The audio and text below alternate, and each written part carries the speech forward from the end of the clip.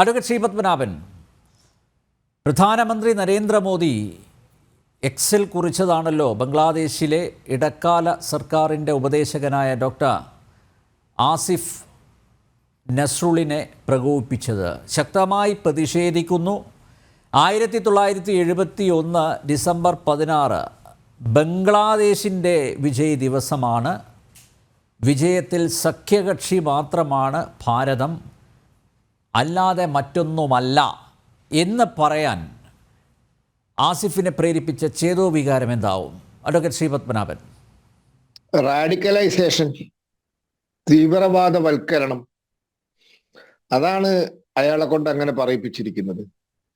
ബംഗ്ലാദേശിൽ സംഭവിച്ചിരിക്കുന്നത് റാഡിക്കലൈസേഷനാണ്.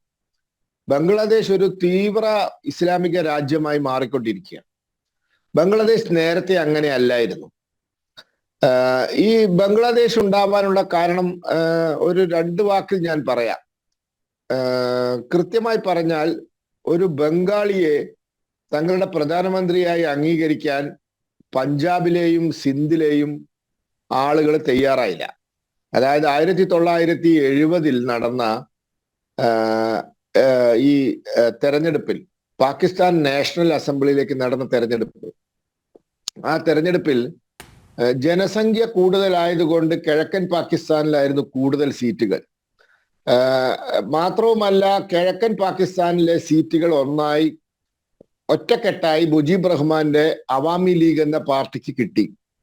പടിഞ്ഞാറൻ പാകിസ്ഥാനിലെ സീറ്റുകൾ വിഭജിക്കപ്പെട്ടു. പാകിസ്ഥാൻ മുസ്ലിം ലീഗും ഭൂട്ടോയുടെ പാകിസ്ഥാൻ പീപ്പിൾസ് പാർട്ടിയിലുമായി വിഭജിക്കപ്പെട്ടു. ഇവിടെ ഞാൻ മനസ്സിലാക്കുന്നത് 5-10 സീറ്റ് ഒഴികെ ബാക്കിയെല്ലാം ഒറ്റക്കെട്ടായ അവാമി ലീഗിന് കിട്ടി. ബാക്കി സീറ്റിൽ സ്വതന്ത്രന്മാരാണ് ജയിച്ചത്. അവര് അവാമി ലീഗിന് പിന്തുണ പ്രഖ്യാപിച്ചു. അപ്പോൾ സ്വാഭാവികമായിട്ട് എന്ത് സംഭവിക്കണം? പാകിസ്ഥാന്റെ പ്രധാനമന്ത്രിയായി കിഴക്കൻ പാകിസ്ഥാനിലെ ബംഗാളിയായ ഷെയ്ഖ് മുജീബ് റഹ്മാനെ സത്യപ്രതിജ്ഞ ചെയ്യണം. പക്ഷെ അന്നത്തെ പട്ടാള മേധാവി, അന്ന് പട്ടാള ഭരണത്തിലായിരുന്നു പാകിസ്ഥാൻ, അവര് ജനാധിപത്യത്തിലേക്ക് മടങ്ങാൻ വേണ്ടി നടത്തിയ തെരഞ്ഞെടുപ്പായിരുന്നു. അപ്പൊ അന്നത്തെ പട്ടാള മേധാവിയായ അദ്ദേഹം പ്രസിഡന്റുമായി.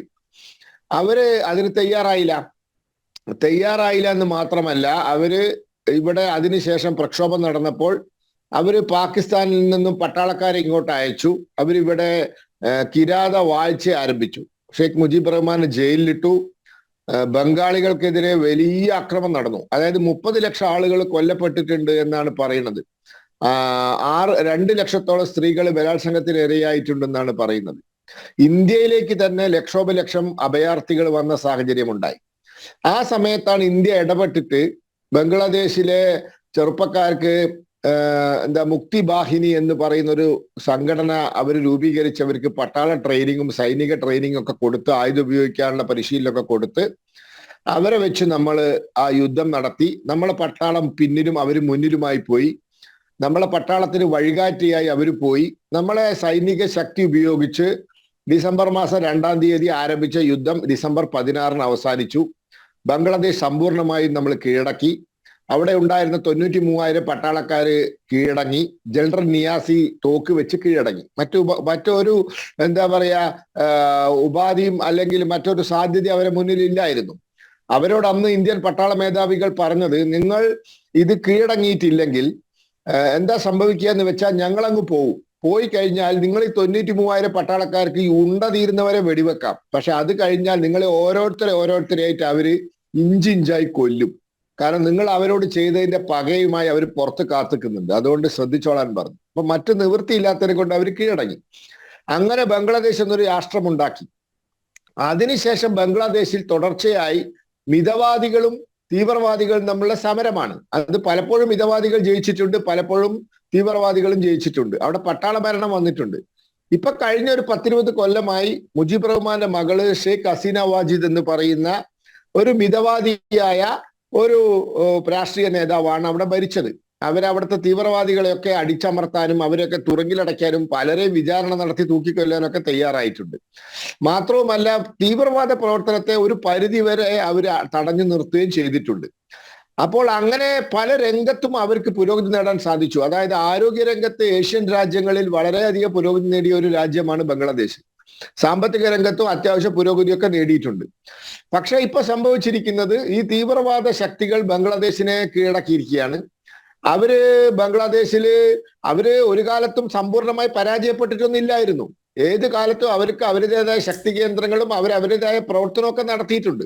പക്ഷെ താരതമ്യേന മിതവാദികളായ ആളുകൾ പലപ്പോഴും ഭരിച്ചത് കൊണ്ടാണ് വലിയ കുഴപ്പമില്ലാതിരുന്നത്. പിന്നെ ദാരിദ്ര്യം അവിടുത്തെ വലിയൊരു പ്രശ്നമാണ്. അതിൽ നിന്നൊക്കെ രക്ഷപ്പെട്ട് വരുന്ന ബംഗ്ലാദേശ് ഇനി വളരെയധികം പിറകോട്ട് പോകും. ഇത് അടുത്ത പാകിസ്ഥാനായിട്ട് മാറും. അവിടെ ഇപ്പൊ പാകിസ്ഥാന്റെ അവസ്ഥ അറിയാലോ, പിച്ചച്ചട്ടിയുമായി ലോകം മുഴുവൻ തെണ്ടുകയാണ്. 1980കളിൽ പാകിസ്ഥാൻ സന്ദർശിച്ച ഇന്ത്യയിലെ പ്രശസ്ത പത്രപ്രവർത്തകനായ ശേഖർ ഗുപ്തോ അന്നത്തെ പാകിസ്ഥാനെ പറ്റിയും ഈ അടുത്ത കാലത്ത് പാകിസ്ഥാൻ സന്ദർശിച്ചപ്പോൾ കണ്ട പാകിസ്ഥാനെ പറ്റിയും പറഞ്ഞിട്ടുണ്ട്. അതുപോലെ സാമ്പത്തികമായ തകർച്ചയിലേക്കും തീവ്രവാദത്തിലേക്കും ബോംബ് സ്ഫോടനങ്ങളിലേക്കും അതോടൊപ്പം അയൽവാസികൾക്ക് ശല്യമാവുന്ന രീതിയിലേക്കുമാണ് ബംഗ്ലാദേശ് പോകുന്നത്. ബംഗ്ലാദേശിന്റെ നാശത്തിന്റെ ഒരു ആരംഭമായിട്ട് വേണം ഇതിനെ കാണാൻ.